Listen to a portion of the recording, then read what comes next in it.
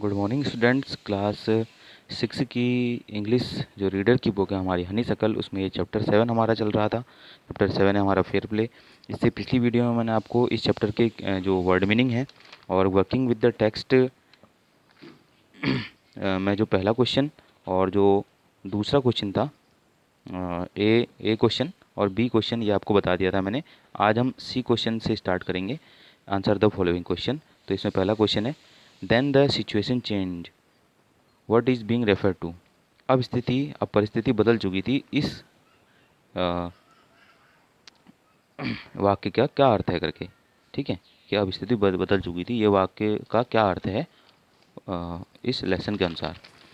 तो इसका आंसर है, Jumman promise to support his old aunt as long as she lived. Jumman ने अपनी बूढ़ी चाची से यह वादा किया था कि जब तक वो जीवित रहेगी उसकी वह देखभाल करेगा। So she transferred her property to him.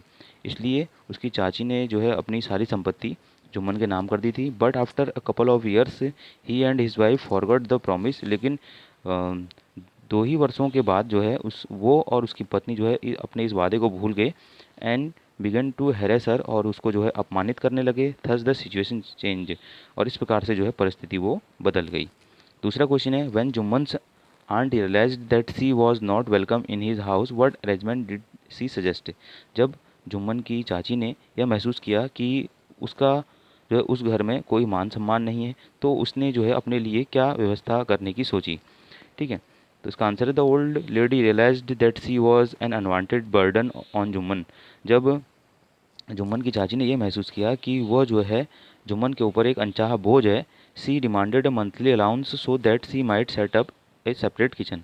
तो उसने जुम्मन से ये मांग रखी कि वो जो है उसको मासिक भत्ता दे दे, जिससे कि वो अपना एक अलग से किचन बनाकर उसमें ही खाना बना के खा ले। थर्ड क्वेश्चन है, what was the villagers reaction when the aunt explained her case to them.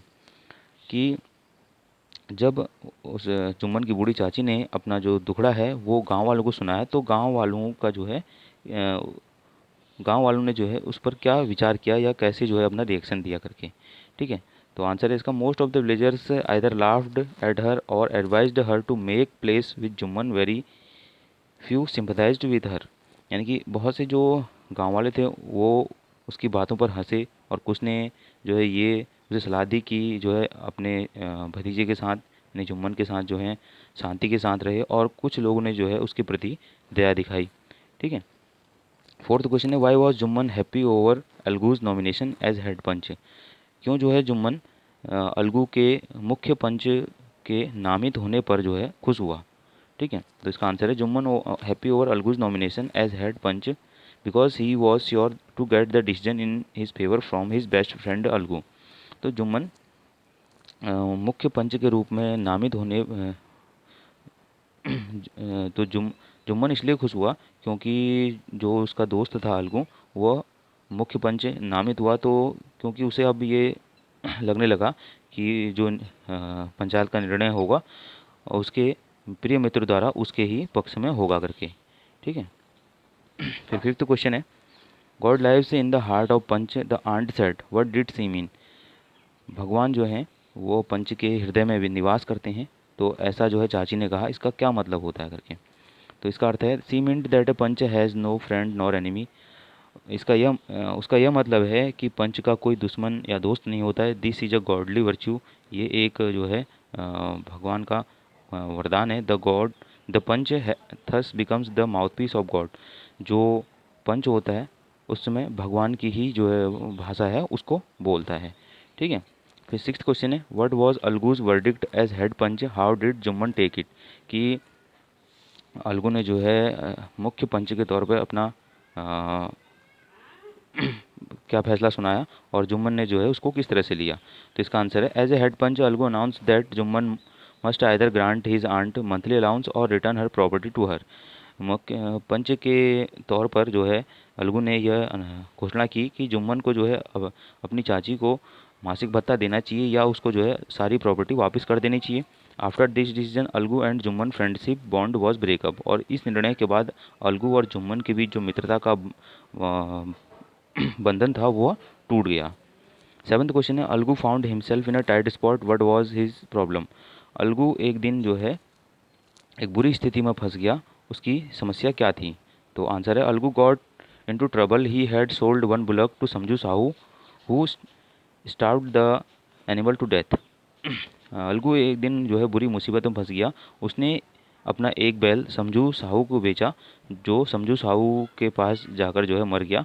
One Algu demanded the price of the bullock after a few months, जब अलगू ने एक महीने बाद उस बैल की कीमत समझू साहू से मांगी, ही रिफ्यूज्ड टू पे अलगू, उसने जो है अलगू को पैसा देने से मना कर दिया। Algu had to approach the panchayat for justice, तो अलगू ने यह निर्णय लिया कि वह यह विचार किया कि वह जो है अपने इसके अपनी समस्या को पंचायत में जो है न्याय के लिए ले जाएगा। ठीक है, फिर एट्थ क्वेश्चन है why was Algu upset over Jumman's nomination as head panch. क्यों जो है अलगू जुम्मन के मुख्य पंच के नामित होने पर क्यों दुखी हो गया?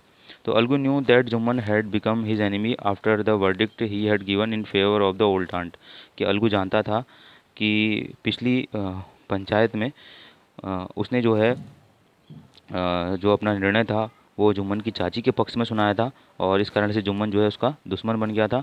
ही had fear that Jumman would naturally try to take revenge as head panch, तो उसे यह डर था कि जुम्मन जो है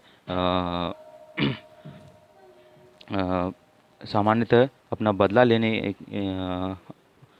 लेने के लिए जो है मुख्य पंच के रूप में अपना बदला लेने के लिए जो है वह जो है अपना निर्णय समझू साहू के पक्ष में सुनाएगा हेड पंच बनकर।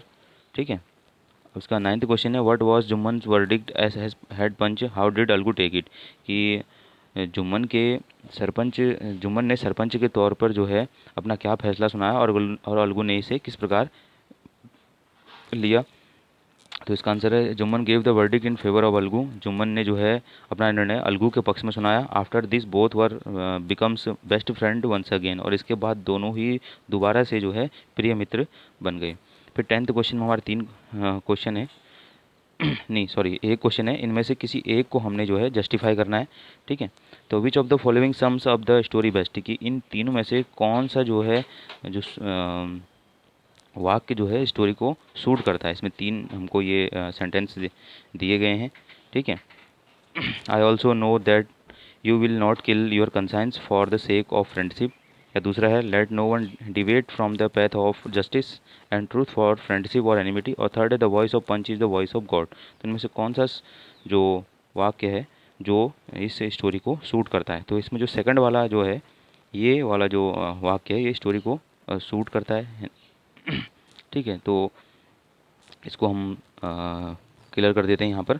The words that sum of the story best are, जो वाक्य जो मुख्य शब्द हैं जो स्टोरी के लिए सही बैठते हैं वो हैं let no one deviate from the path of justice and truth for friendship और एनिमिटी, कि कोई भी व्यक्ति जो है न्याय और सत्य के मार्ग से नहीं हट सकता है, मित्रता और नहीं हट सकता है सिर्फ जो है मित्रता या शत्रुता के लिए। ठीक है, अ जज becomes the representative of God, जो निर्णायक होता है, जो निर्णय करने वाला होता है वह भगवान का जो है प्रतिनिधि होता है। He is expected to put aside his personal feeling and give a fair decision, वह जो है अपनी जो निजी जो भावनाएं होती हैं उनको अलग रख करके एक जो है सही निर्णय वो देता है। ठीक है, तो ये वाला जो सेकंड वाला था इसका ही सही सूट करता है, जिसको हमने जो है क्लैरिफाई कर दिया है। तो ये यहाँ पे चैप्टर कंप्लीट हो गया। आप इसके क्वेश्चन आंसर्स जो है अपनी फेयर कॉपी में हनीशकल की इनको नोट कर लीजिएगा। ठीक है, मैं आपको इसकी इमेज भेज दूंगा। इसके नेक्स्ट वीडियो में हम जो अपेक्ट विशन का जो 7th चैप्टर है उसको पढ़ेंगे। ठीक है।